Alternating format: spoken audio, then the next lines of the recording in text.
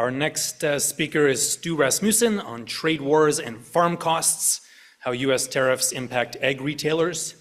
Stu is the Chief Sales Officer at Blair's Crop Solutions and the Board Chair at the Canadian Association of Agri-Retailers. He grew up on a family farm near Clonsay. He has 25 years of experience on the crop protection side of the ag industry, split between two ag chemical manufacturers. 2025 marks Stu's 14th year working in ag retail. He also helps his son with their family-owned outfitting business in northern Saskatchewan and is the vice chair of the Saskatchewan Commission of Professional Outfitters. Please join me in welcoming Stu.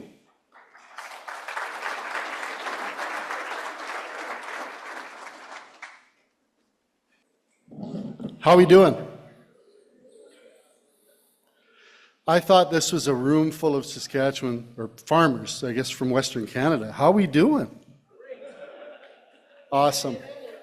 Awesome. Now, one question I have for you. Can you believe, looking at me, as young as I look, that I've been in this industry for 40 years? I can't believe it either. It's kind of weird. Thanks to APAS for having us out. You're going to get kind of agriculture from a retail perspective. I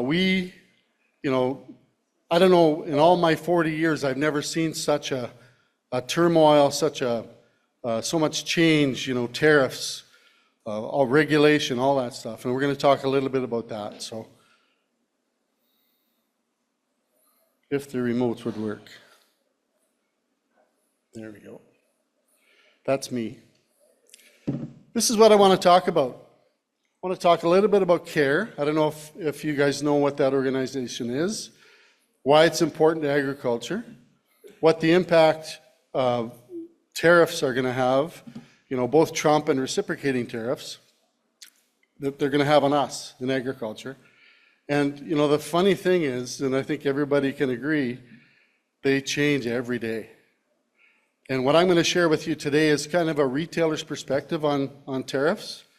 And again, it's just our opinion because we really don't know what that's going to look like. And then if there's any questions, I'll entertain those at the end.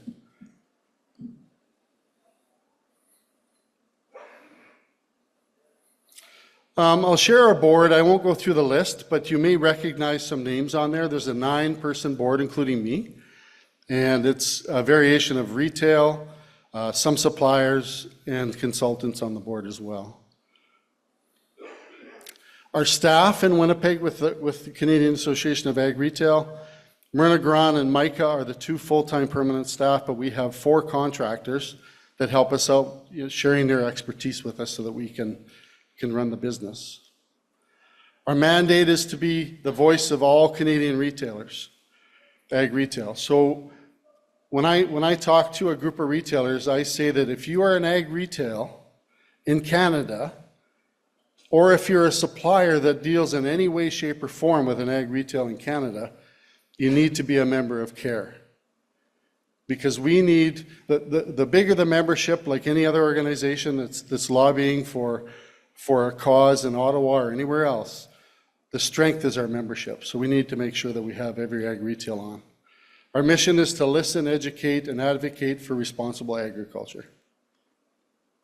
3 areas that we focus on: unite, educate, and advocate. That's our 3 pillars within CARE. Unite is bringing together all of the ag retails across Canada or the world, if we have guests from Australia or something like that, and gives our membership a trusted voice, for everyone. And it's really the only national ag retail organization. There are some provincial ones in Ontario and Quebec, but we are lobbying hard to get or keep those retails as members within CARE. We're building a strong community of ag retail, so we've got about 800 members across Canada, and connecting and maintaining relationships with like associations like Fertilizer Canada, Seeds Canada, Crop Life Canada, maybe even APAS.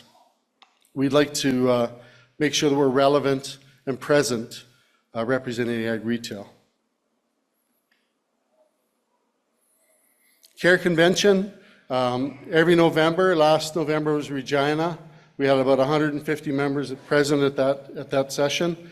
And our 30th anniversary is this November in Saskatoon. Educate. This is something that CARE's been known for a long time. We spend a lot of time educating, especially with ammonia. But we have all kinds of special programs. So new hire onboarding courses, and that's WMIS, TDG, forklift training. And then we get into ammonia with, Transport Canada authorized nurse tank training and inspection certification. Coming soon, we're looking at HR, leadership, and management courses for our membership as well. We put on about 1,000 training sessions a year, and that's anything from in-person, live webinars, and kind of self-paced online training.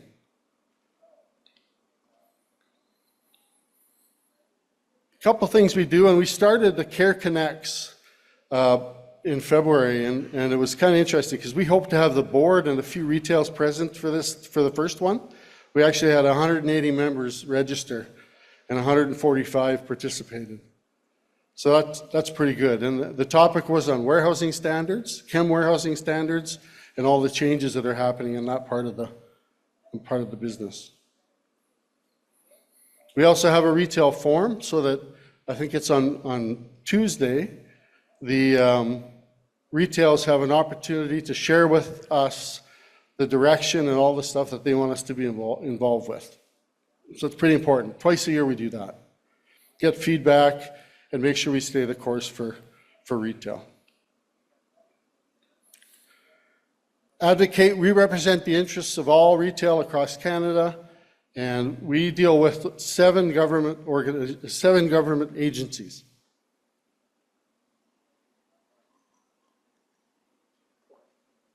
Excuse me.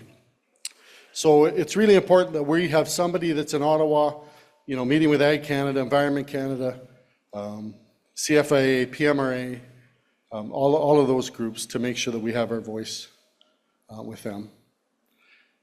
CARE is a collaborative, trusted voice for ag retailers, gathering input from members, ensuring that their voice is heard in all these departments.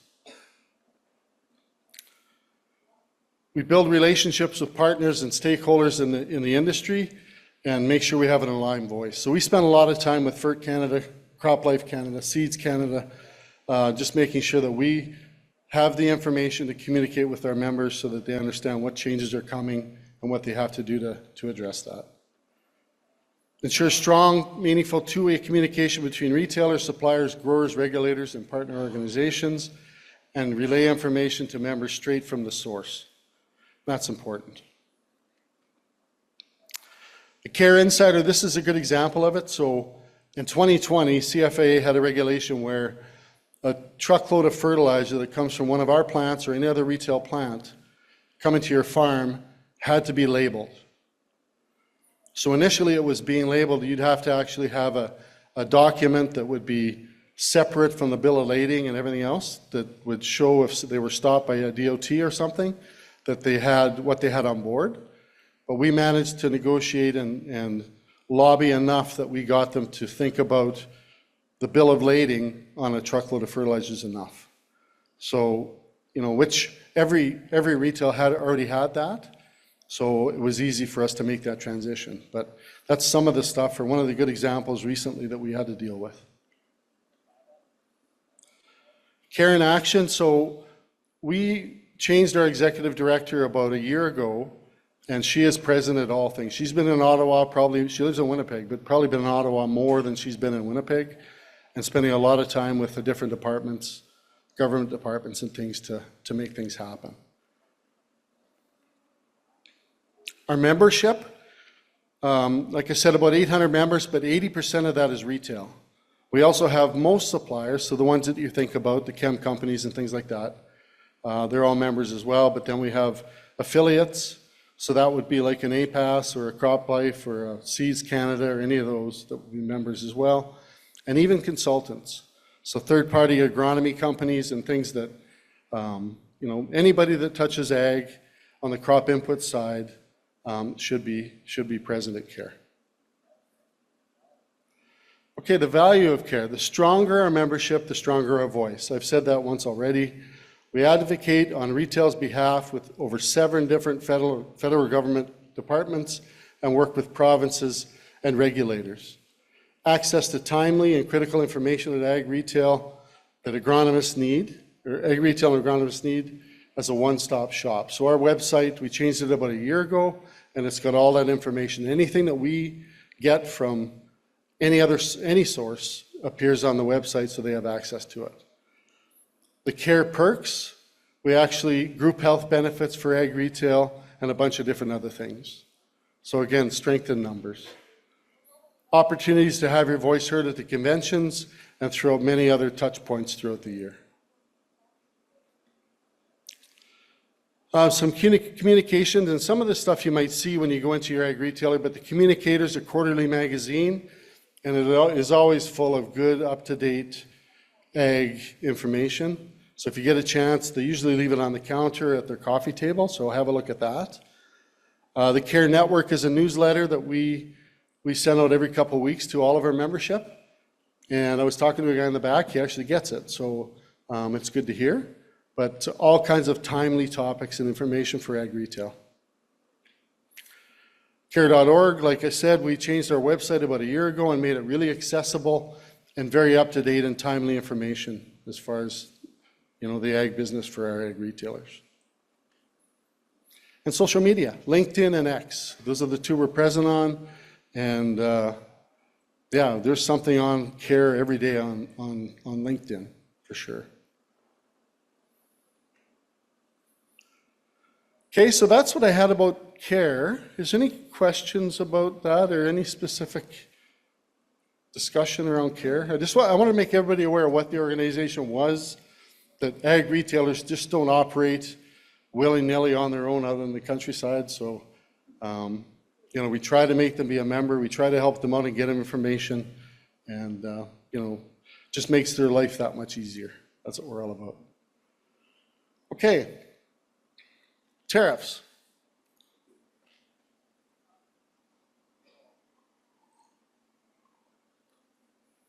I feel a little bit undergunned here because there's a lot of other government people and such that have a way better handle on the tariff situation than we do. I'll just speak on behalf of Ag Retail, but there's a couple things that I want to talk about.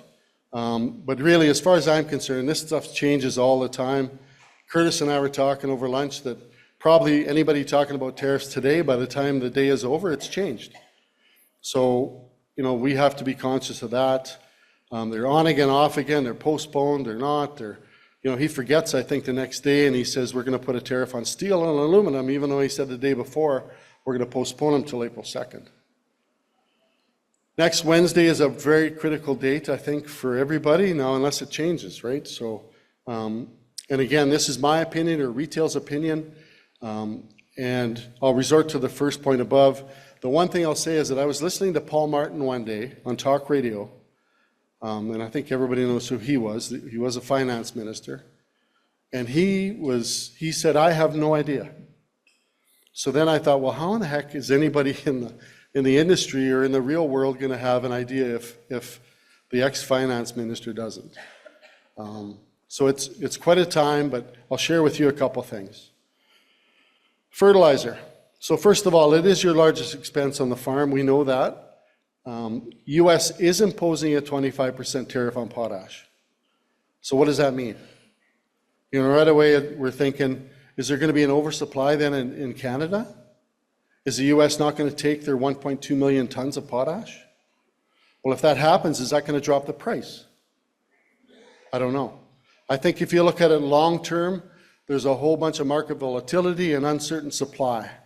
If the potash producers start closing plants, shutting down shifts, and things like that, that could be a major problem for all of us. So, I don't know. Again, that's a really good thing. We know they're going to impose that tariff. We just don't know what it means yet.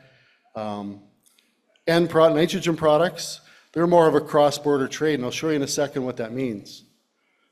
But it's, we import from the U.S. as much as we export to the U.S. So when you think about that, we could probably just look after ourselves with the nitrogen products? And is there going to be price hikes due to increased cost of production and freight? Less, I don't know. It's a real good question. But one thing I'll tell you, there's lots of resistance from ag retail to manufacture. And what I mean by that is when we heard about this, the business I represent, we changed suppliers. Because a couple suppliers were all over this tariff thing and our price increased. The first announcement, our price for phosphate increased overnight. So we started looking for a different source, and we found that, and we're covered off. We covered off all those tons in our business that we don't have to worry about that. Before the tariff, the threat of tariff even became to fruition. The other thing is we have, and I'm speaking on behalf of everybody as ag retail, there's lots of fertilizer in place for spring. In our situation, we have about 85% of our fertilizers on farm. So that means that we won't have to worry about, most of it. And then my last point here on fertilizer is if you've got more land, if you haven't got all your fertilizer, I would get into your ag retail right away and figure that out. Because again, we don't know. Wednesday might clear up some of it, but I don't know what that means at this point. But just talk to the ag retailer you deal with and get that fixed. This is interesting. So on the my left-hand side, yeah, I guess your left-hand side too, that is what we we import into U.S. imports from Canada. And on the right is what we get from the U.S. So if you look at urea, the top green line, we export 400,000 tons, which is about 7% of what the U.S. needs. And we import from the U.S. about 600,000 tons, which is about 50% of what we need. UAN, 500,000 tons is what they get from us, 19% of what they require. And we only import 93,000 tons because we're pretty basic in liquid fertilizer in Canada, with Simplot being in Brandon. That's 36% of our requirement. Look at ammonia. Ammonia, 1.2 million tons is what the U.S. gets from Canada. We don't get anything from them. So we're okay there. Phos, U.S. gets 0 phos from us, but we get 78% of our phos from the U.S. And potash, we talked about that for a minute. 12.9 million tons is what they get from us, 87% of what they require. And of course, we don't import anything from there. Okay, so real interesting stuff. Any questions about fertilizer? No? Let's talk about seed and CPP, crop protection products. Seed, really, canola seed is the one that comes to mind first. I mean, there's all kinds of forages and grasses and things, but canola seed and maybe corn. It's pretty well in Canada right now already, so we won't have to worry about it for 2025. But we're trying to find out from the seed companies what that means. Because lots of the seed companies are Canadian, but they replicate in the US. So does that mean that seed, when it comes across the border from the US back to Canada, is tariffed? I don't know. We have to find that out. But again, for 2025, we should be okay. Crop protection, there's lots of formulating done in the US. Like most major manufacturers are formulating done in the US and then shipped bulk to Canada and it's packaged here, or they package it and ship the finished product up here. Lots of tech comes from China into the US, and of course that's tariffed today. Then it's packaged and shipped to Canada. Some packaging, like I said, some of the bulk stuff comes into Canada. We package in Calgary, Saskatoon, and Winnipeg. We could see some price increases. So we'll talk about a few actives in a second, but right now there's nothing. I've been bugging our suppliers just about every day. Is there a price change? Is there a price change? And we haven't seen that yet. So it looks like the spring 2025 should be okay.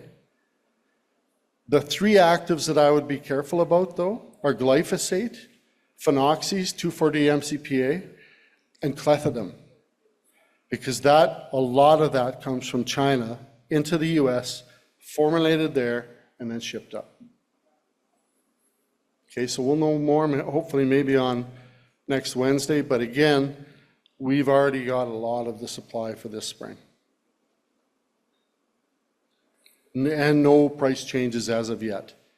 But stay in touch with your retail just to make sure you're in the loop there. If you need glyphosate though, because right now, and again, you're going to think this is a retail sales guy talking, but glyphosate is pretty cheap. The cost of the packaging and the freight is basically what the price is today.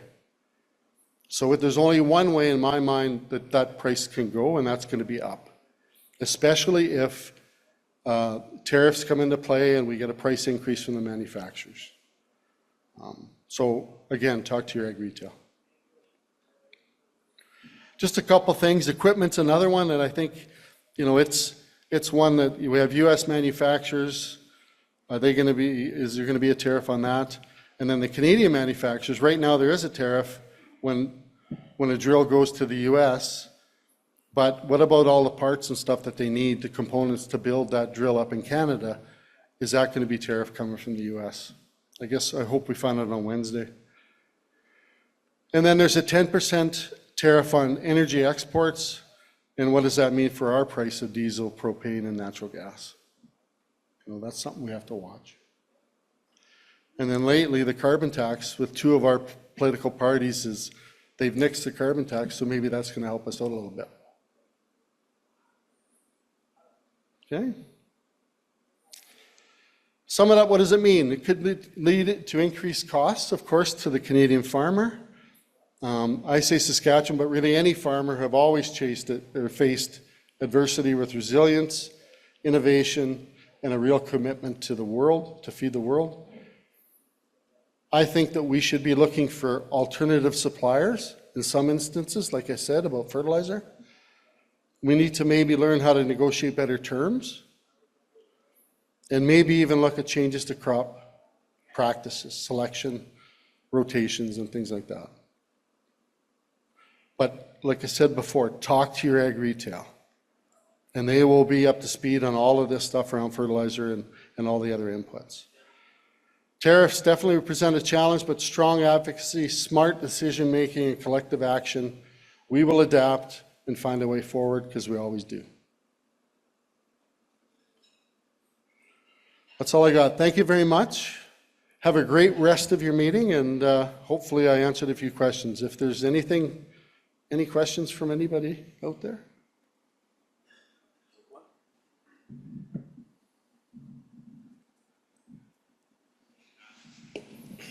Leon Luke, I'm with the Saskatchewan Cattlemen. But the question on your fertilizer, if we get all our phos from the States, if a tariff comes up on the phos, would that, and if we cut back on our phos, is that going to hurt them as far as the amount of phos they sell, or is there more sales than what there's phos coming out of Florida? Well, yeah, that's another one of those questions. I'll give you my thought. So phos has to come through the U.S. Canada doesn't have a source of phos.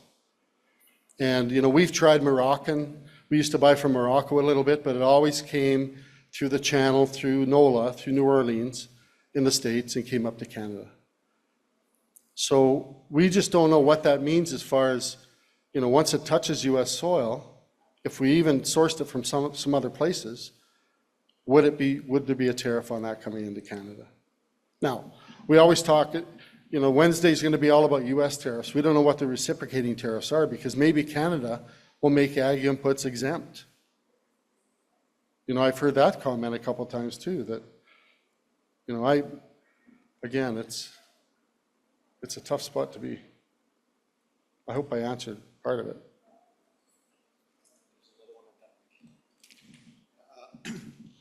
Al Muscle from agri-food economic systems. Just back on the fertilizer, I was intrigued by your slide with the tables there on the trade balance. Yep. It was very good information. Just wondering, like on the urea, there's a major regional imbalance there, right? So, Yep. so like, I'm from Ontario. We don't have any urea manufacturing. We got some UAN manufacturing, but the vast majority, in my understanding, of it's exported to the U.S.